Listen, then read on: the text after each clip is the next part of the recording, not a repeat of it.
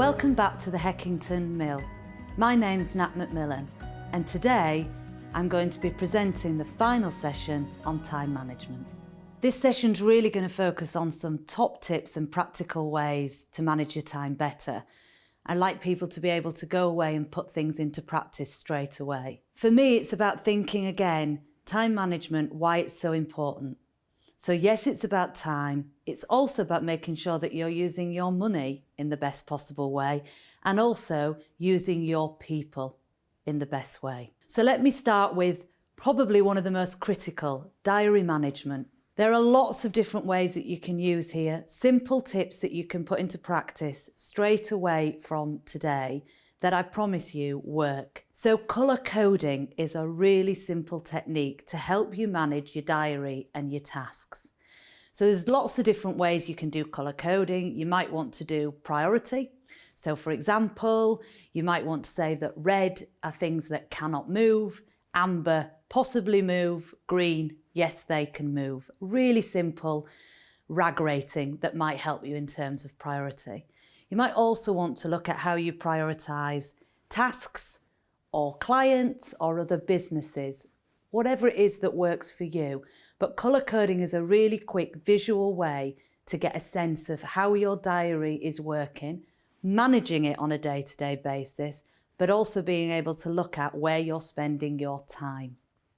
Another technique that's really helpful when you're managing your diary is putting in protected time. So it's a really busy day. As usual, perhaps people are coming up to the bar, you've got staff, you've got extra customers that have turned up. And what happens is your time gets taken up with all of that and operational pressures. So protected time is a way that you make sure you're allocating that time and it's really clear that you're not available. I know it's difficult to do, but if you do it, it does work. And you can take that responsibility. It is your choice to make sure that you're putting that protected time in. I've talked about the Pomodoro technique, so you've got time to work on tasks. For example, accounts, salaries, perhaps it's doing rotas, having time to go away and do that. Build that into your diary. So if you do rotas every week, build that in. That leads me nicely on to default diary and slots. So I make sure that I have a set regular period where I do emails. That's it. That's the only time in the day when I look at emails. And for me, that's between 8 and 9 a.m. You might also want to think about social media. So when am I going to go on and either respond to social media, post, whatever it is that you do. But again, rather than trying to do it throughout the day, set aside particular points and particular slots. The other thing I do is every week I have a time slot where I look at finance. So whether that be budgets, forecasting, whatever it is, it's a set time every Friday morning when I know I do finance. Finance on a Friday, if you like. I also talk about that importance of building in contingency. So too often we see people's diaries that are already crammed, perhaps for the full week. Real life is going to happen. You know that in the sector that you work in. It might be that suddenly we've got a member of staff that's rang in sick. They're unable to come to work today. It might be that we've got a staff member that's running late and suddenly we've got to help out. It might be that we've suddenly had a rush of customers that we weren't expecting. You have to be able to build contingency into your diary to be able to respond to those. And you have to think of it as part of your time. And finally, I want to talk about that importance of time for breaks. You've got to build it in, otherwise it doesn't happen. And again, you will find that time creeps on and you haven't taken the breaks. Build time in for breaks, build them in for your team and be really clear that they're important. So the good old to-do lists, lots of us have them, lots of us use them. Are we using them in the right way? They are really important to have. I hope that you are already using them. I want you to think a little bit about the different to-do lists that you can have. So I talk about having my daily to-do list and my weekly to-do list. I also have actually a monthly to-do list and a yearly to-do list, which may seem strange, but yearly is very much strategic things that I build in. The daily to-do list Going back to what I shared earlier, for those of you that watched session 2, this is where I'll look at what's urgent and what's important. What are my must-dos that I need to do today? And I get them onto that daily to-do list at the start of the day. I'll also then put on to my weekly to-do list those tasks that I know don't have to be done today, but they do need to be done by the end of the week. And to-do lists are really simple, but they work. They enable you to have the focus. They also keep you motivated. Isn't it wonderful when you get that opportunity to pick up your pen and score out when you've actually achieved something and the task has been done? And they enable you to keep focused on results. What have we achieved this day and what have we achieved in this week or month? Distractions. It feels like we're always on 24 hours a day, doesn't it? Now, again, there are really simple tips that you can choose to do. So the first one is put your phone away. I know it's difficult. I'm used to it.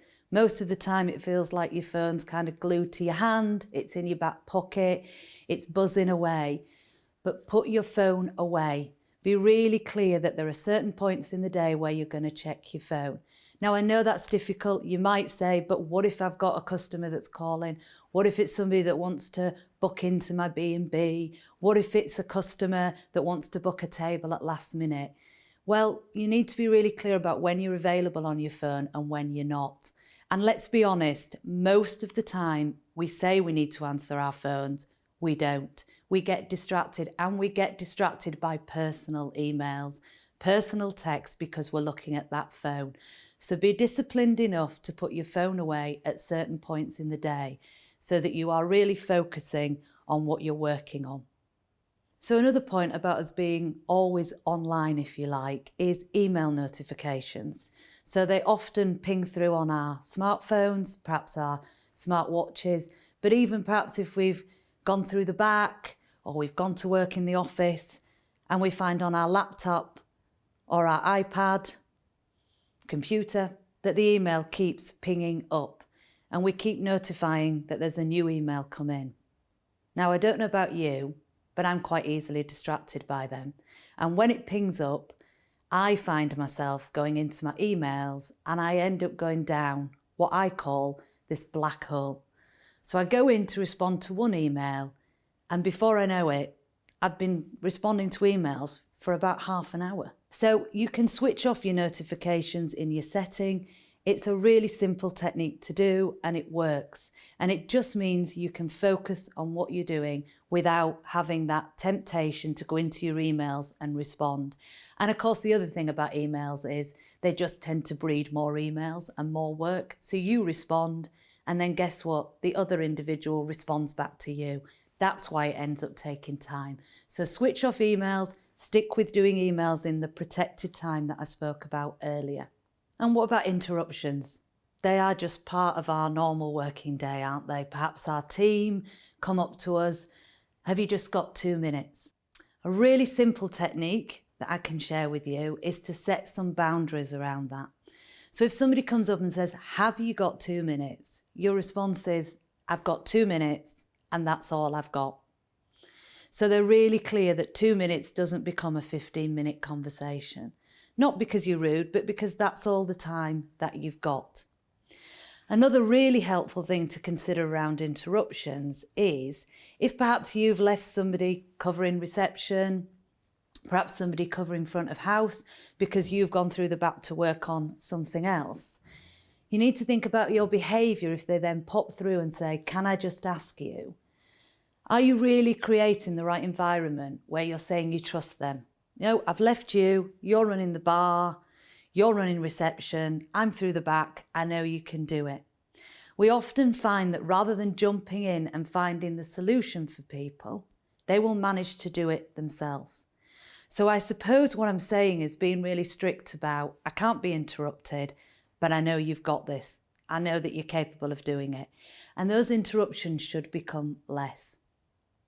And just leading on from that, there's something about being able to let go and being able to delegate so that lessens the amount of time that people are likely to come and interrupt you or just grab you or ask you for some advice. Let's be honest, some of us struggle to delegate. Some of us feel that urge to micromanage and to control things. Perhaps we have a fear that it's going to go wrong. The more you do it, the more you will get used to it.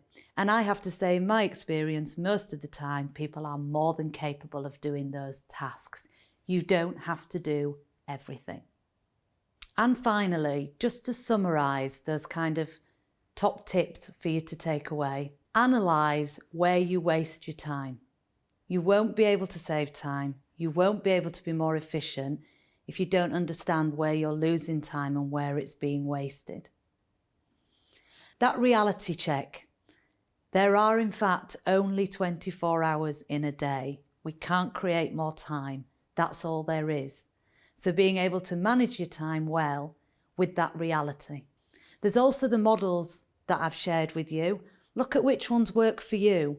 What works in your particular environment, your particular business. Notice your own role modelling and remember, you're often being watched when you don't realise, whether that's by team members or whether that's by your customers, your visitors, your guests. Learn to say no. It's quite empowering and I promise you, it doesn't lead to a negative impact. And remembering that point about breaks, they're actually more productive. You are more productive when you take time to rest. So that's the final session on time management. I hope you found the session both interesting and useful.